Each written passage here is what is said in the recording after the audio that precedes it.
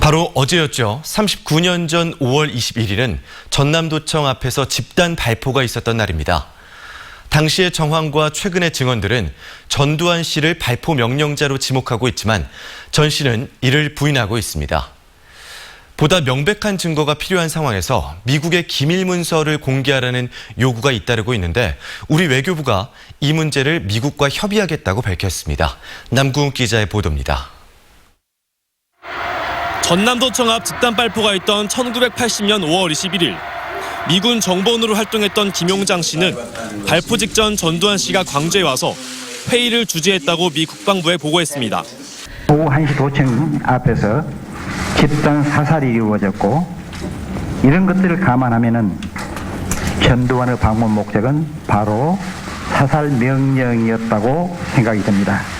집단 발포가 있은 지 하루 뒤인 5월 22일 미국 백악관에서는 광주 상황과 관련한 최고위급 회의가 열렸습니다. 당시 회의에 참석했던 미 국방부 관리의 메모에는 전두환 씨가 집중적으로 등장합니다. CIA가 전남도청 앞 집단 발포 당시 사망자와 부상자 수를 보고한 뒤 전두환 씨의 역할 등을 언급합니다. Well, I mean, what they said was, that they assumed that he was the person behind this because he was in charge. 이처럼 광주 학살의 책임자가 전두환 씨였음을 말해주는 증언과 기록은 있지만 공식적인 정부 기록은 아닙니다. 김용장 씨가 미국에 보고했다는 전 씨의 광주 방문, 백악관 회의에서 거론됐다는 전 씨의 책임을 밝혀줄 결정적인 증거, 다시 말해 당시 한국군의 움직임을 일거수일투족까지 보고받고 있던 미국 정부의 공식 문서가 필요합니다. 누구보다도 체크를 하고 있었을 것이기 때문에 당시 기록물은 굉장히 이후의 진상규명이 굉장히 소중한 객관적 근거가 될 것이다 보기 때문에 그 기록물을 확보를 해야 되죠.